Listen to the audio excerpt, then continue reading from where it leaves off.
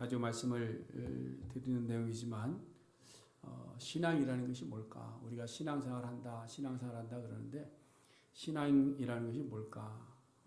그것은 아주 간단하게 정의가 됩니다. 하나님을 본받아 거룩을 회복하는 과정이 신앙입니다. 그러니까 우리의 삶이 하나님을 본받기 위해서 거룩을 회복하기 위해서 달려가는 그 모든 과정이 바로 우리의 신앙생활이다. 하나님께서 내가 거룩하니 너희도 거룩하라 말씀하셨습니다. 내가 거룩하니 너희도 거룩하라. 그래서 사도 바울도 예수 그리스도를 본받아 가면서 에베소 교회를 향해서도 편지할 때에 너희는 하나님을 본받는 자가 되라 이렇게 권면하셨죠. 그리고 나서 이제 구체적인 변화를 위해서 이전의 삶을 제시하고 변화의 목적지를 함께 제시합니다. 너희가 이러한 삶을 살고 있었는데 이제는 이러한 삶을 살아야 된다라는 것을 명시해 주고 있습니다. 그래서 5장 18절에 보면 술 취하는 이전의 삶을 버리고 오직 성령으로 취하는 성령의 충만함을 받으라 이 말씀하죠. 서로 다투지 말고 서로 피차 복종하라 이 말씀합니다. 그래서 첫 번째로 아내와 남편이 서로 피차 복종할 것을 이야기합니다. 아내는 남편을 존경함으로 복종하고 남편은 아내를 사랑함으로 복종해서 둘이 한 몸을 이루어 거룩한 삶을 살 것을 권면하고 있습니다. 여러분 둘이 하나 되어 조화를 이루는 원리는 창조 이래 지금까지 동일합니다. 둘이 하나 되어 조화를 이루는 것이지 하나가 조화를 이룬다라고 이야기하지 않습니다. 그런데 오늘날 창조의 이 질서가 파괴되어졌습니다. 그래서 둘이 하나 되지 못하는 그런 사회적 관계들이 이어져 왔고 그러한 관계들을 맺어가고 있다는 겁니다. 여러분 우리가 흔히 하는 말로 손바닥은 마주쳐야 소리가 나는 겁니다. 그렇지 않습니까? 손바닥은 마주칠 때 소리가 나는 겁니다. 한쪽이 쿵하면 또 한쪽 뭐 해야 돼요? 짝해야죠. 이거 안 맞잖아 지금. 한쪽이 쿵하면 한쪽 뭐 해야 돼요? 예, 그렇죠. 그래야 뭐가 맞는 거예요. 예. 쿵짝이 맞아 돌아가고 손바닥이 부딪혀야 소리가 나는 겁니다. 그러기 위해서 반드시 필요한 것이 뭐냐? 사회의 모든 관계망들이 서로 피차 복종하는 관계가 되어야 된다라는 겁니다. 여러분 조화는 일방적으로 이루어지는 것이 아닙니다. 일방적일 때는 조화롭다라고 이야기하지 않습니다. 조화는 반드시 피차 둘이 하나 될 때에 서로 조화를 이룰 수 있다는 겁니다. 낮과 밤이 조화를 이루고 산과 바다가 조화를 이루고 해와 달이 조화를 이루고 남자와 여자가 조화를 이루고 그래서 이 모든 것들이 서로 피차 복종할 때에 하나가 되고 아름다움을 만들어낼 수 있다라는 겁니다. 이제 오늘은 부부의 조화에서 자녀와 부모의 조화로 조금 더 확대되어져 가는 것을 우리가 보려고 합니다. 사회 조직의 최초 단위인 부부에서 최소 단위인 가정으로 이제 조금 연결되는 것이죠. 가정도 보면 원리는 같습니다. 원리는 피차 복종의 관계입니다. 부모와 자녀 간의 피차 복종의 관계. 가끔 부모님들이 그러죠. 내 자식은 내 것이다 이런 생각을 합니다. 이건 내 건데 이런 생각을 합니다. 또 자녀들은 또 어떻습니까? 거기에 반해서 내 인생은 누구의 것? 나의 것. 그러면서 저희 딸이 그 소리를 하길래 제가 깜짝 놀랐어요. 노래도 모를 텐데 아빠 내 인생은 나의 것 이러더라고요. 근데 이 모두가 사실은 바른 생각은 아니죠. 여러분 조화에는 일방적인 것이 없습니다. 하나님께서 이 세상의 모든 것을 동일하지 않게 하셨어요. 다 다르게 만드셨습니다. 그래서 개인의 독특함은 인정이 됩니다. 그러나 그 독특함들이 서로 어우러져서 피차 복종할 때에 하나를 이루어서 아름다운 조화를 만들어낼 수 있다는 겁니다. 가정도 마찬가지죠. 그 가정의 모습을 오늘 사도 바울이 설명하고 있는 겁니다. 먼저 자녀들에게 이야기합니다. 자녀들은 각각 자신의 삶을 가지고 태어나는 것은 맞습니다. 그렇죠? 그리고 개인의 삶을 스스로 만들어가면서 점점 성장해 가게 되어져 있는 것이죠.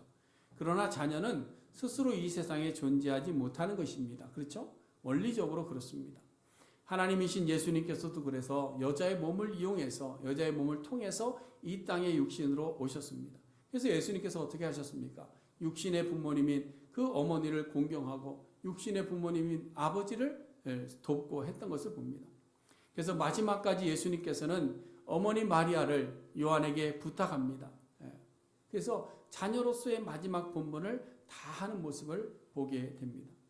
그러므로 자녀들이 부모를 공경하고 순종해야 되는 것은 이 땅의 마지막 날까지 변할 수 없는 원칙이다라는 사실을 기억하시고 우리의 부모님들에게 공경을 다할 수 있는 우리 모든 자녀들의 삶이 될 수 있기를 간절히 바랍니다.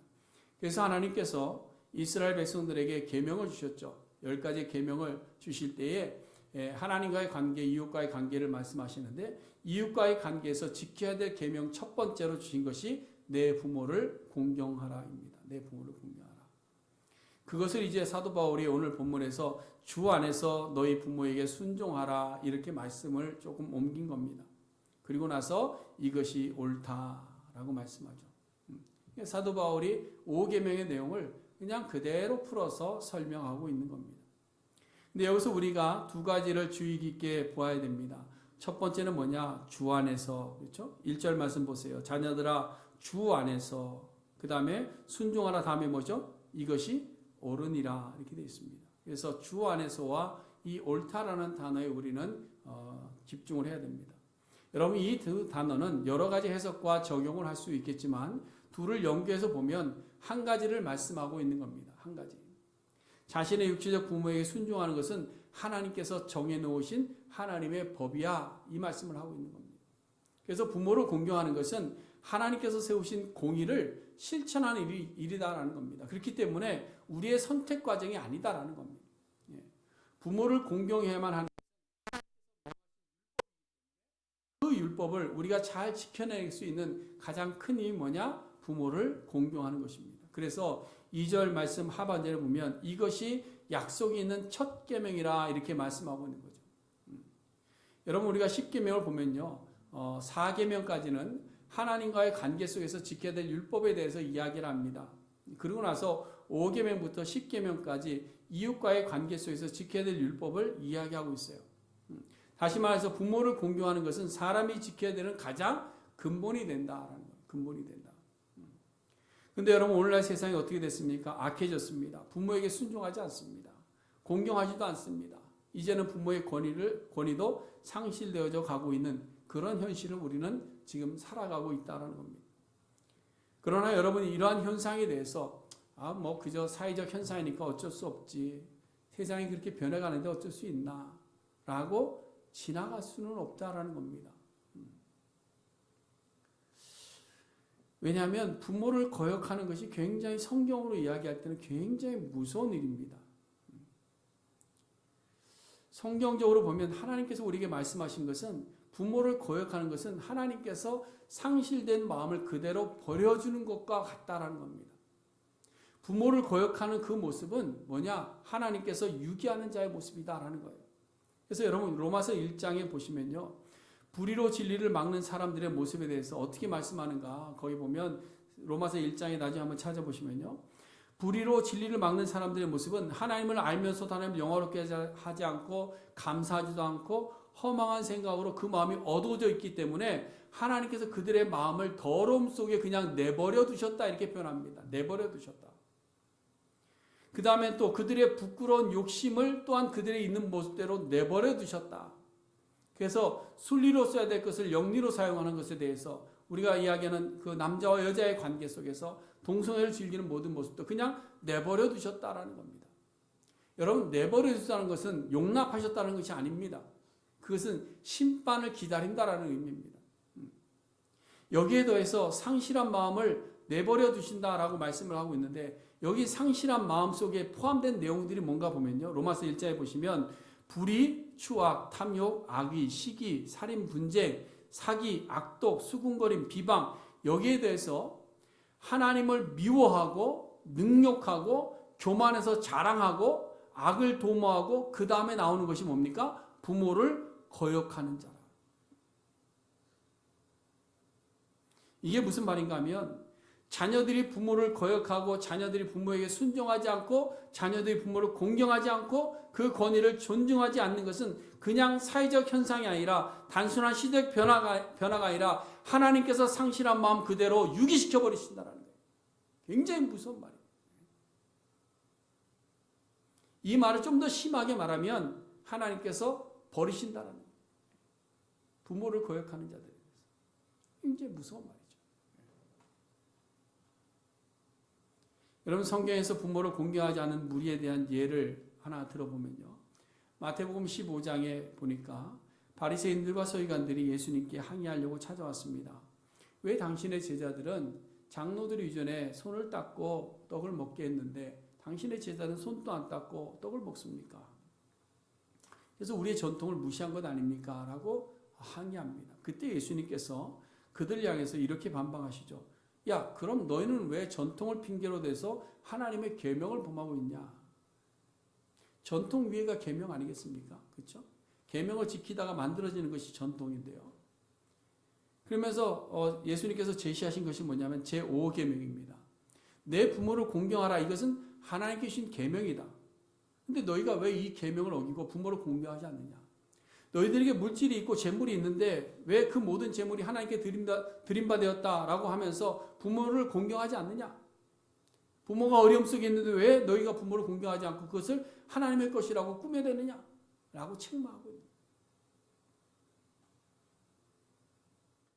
자녀는 공경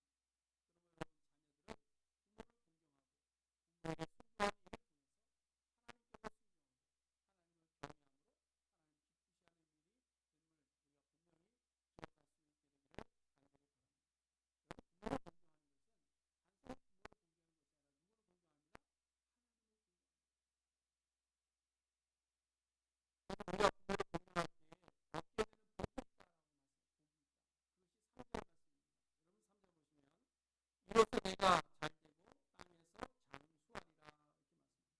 이 말씀은 신명기 5장 16절 말씀을 조금 다르게 표현한 내용입니다.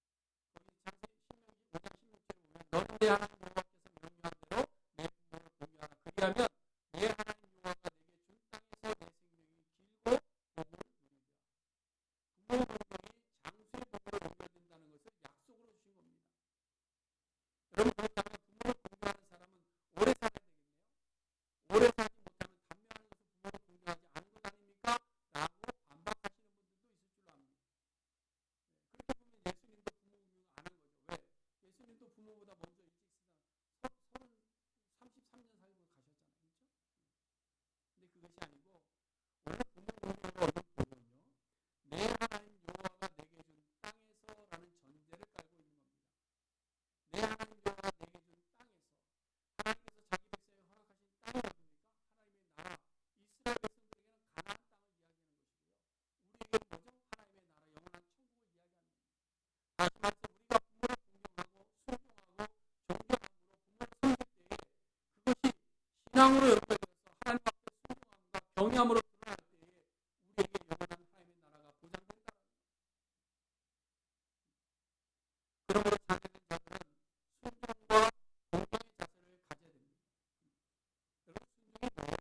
순종이라는 말은 아래서 듣는다라는 의미입니다. 아래서 듣는다. 공경한다는 말은 뭐죠? 정신적으로 지배를 받는다. 그의 사상에 지배를 받고 그의 가르침을 지배를 받는다라는 의미를 가지고 있는 거예요. 그러므로 우리는 육체적으로 정신적으로 온전히 부모를 섬기는 자녀가 되므로 눈에 보이지 않는 하나님을 육체적으로 순종하고 정신적으로 경외하는 자가 되어서 영원한 하나님의 그 나라, 하나님의 나라 백성으로 살아가는 그러한 복을 우리가 다 누릴 수 있게 되기를 간절히 소원해 드립니다. 이것이 우리 자녀들이 순종해야 돼. 자녀들이 부모에게 해야 될 자세입니다.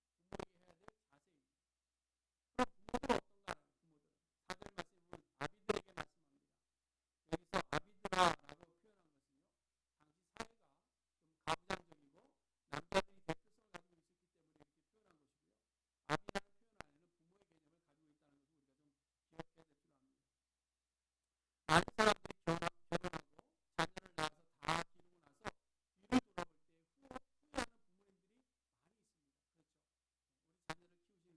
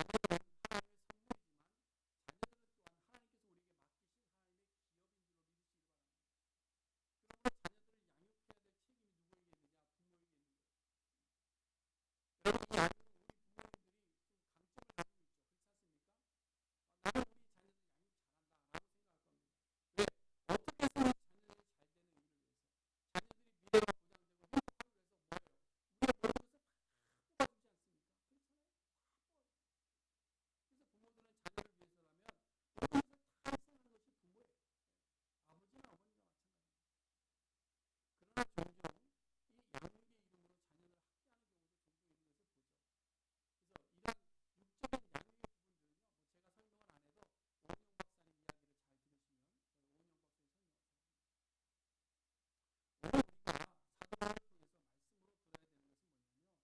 훈계해야 될 책임이 있는 거예요. 오늘 본문에 이야기하고 있잖아요. 무엇을 교훈하고 훈계해야 되는가? 의롭게 사는 방법을 교훈해요. 의롭게 사는 방법. 여러분 세상은 뭘 가르칩니까? 세상은 성공하는 것을 가르칩니다. 도덕을 가르칩니다. 군사 앞에서는 뭘 가르칩니까? 싸우는 것을 가르칩니다. 그렇다면 성공을 위해서 뭘 가르쳐야 되냐? 하나님의 말씀을 따라 의롭게 사는 구별된 의의 삶을 가르쳐야 됩니다. 하나님의 말씀대로 살고자 하고 세상적 이기와 세상적 정의에서 이기는 것이 아니라 악한 마귀의 유혹과 싸우게 하고 거짓과 싸우게 하고 부정함과 싸우는 방법들을 오늘 본문으로 말미암아 가르쳐야 됩니다. 삶으로 교훈하는 겁니다. 하나님의 말씀을 들어서 교훈하면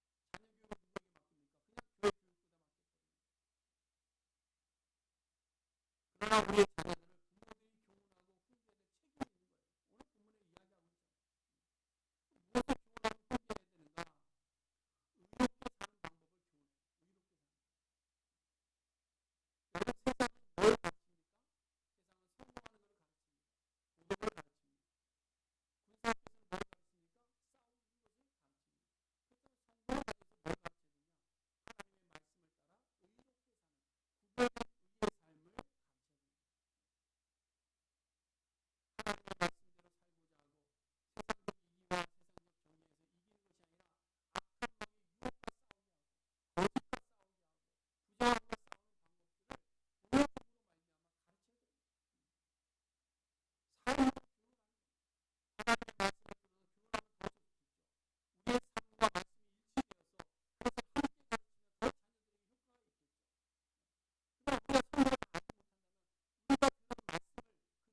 그것이 양육이고 그것이 훈련입니다. 여러분의 자녀들의 영적인 삶은 누구를 보느냐? 부모를 보면서 배우는 거예요. 그러므로 우리 부모님들이 자녀들을 유혹하지 말고 또한 주의 교훈과 훈계로 양육함으로 말미암아 자녀들도 부모에게 순종하고 공경하게 돼요. 그래서 부모와 자녀의 관계가 아름다운 공동체로 만들어져가는 조화를 이룰 수 있는 그런 우리의 가정들이 될 수 있는 줄로 믿습니다. 오늘 자녀와 부모 관계는 하나님께서 원하시는 교회와 그리스도의 관계의 연장선에 있는 겁니다. 오늘 본문 역시 교회와 그리스도의 관계를 우리에게 보여줍니다. 여러분 그래서 오늘 본문에 자녀라는 단어에 교회를 넣고요. 부모라는 단어에 그리스도를 넣어서 생각해 보시면 아주 명확하게 나오는 거죠. 교회는 그리스도에게 순종하고 그리스도에게 경외함으로 교회를 섬기는 겁니다. 교회는 하나님께서 약속하신 땅에서 장수하며 천국 백성으로 영생을 누리게 되는 겁니다. 예. 그래야 우리가 복을 누리는 거예요. 그러면 하나님께서 어떻게 하시느냐? 부모된 마음으로 교회를 사랑하십니다. 그래서 우리의 형편과 처지를 아시고 대신 피를 흘려 주실 뿐만 아니라 말씀으로 삶의 본으로 거룩한 삶의 모습으로 우리에게 이미 보여주시고 우리를 양육해 가고 계시는 겁니다. 그것이 교회와 그리스도의 관계인 것처럼 자녀와 부모의 관계가 이런 관계가 될 때에 아름다운 조화를 이루어낼 수 있는 줄로 믿습니다. 여러분 하나님께서는 부모 공경을 통해서 하나님 경외하는 법을 가르쳐 주신 거예요. 오늘 그냥 단순히 자녀들의 모습을 이야기하는 것이 아니라 부모들의 이야기만 하는 것이 아니라 부모 공경을 통해서 하나님 경외하는 법을 배우게 하는 겁니다. 하나님께서는 눈에 보이는 교회를 통해서 눈에 보이지 않는 영원한 교회를 보게 하는 겁니다. 이 놀라운 비밀을 우리가 깨닫고 가정에서부터 자녀들과 부모의 관계가 아름다워지고 또 교회에서 교회와 그리스도의 관계가 아름다워질 때에 우리의 삶은 영원한 하나님 나라에서 복을 누리는 귀한 하나님의 백성들이 다 될 수 있는 줄로 믿습니다. 기도하겠습니다.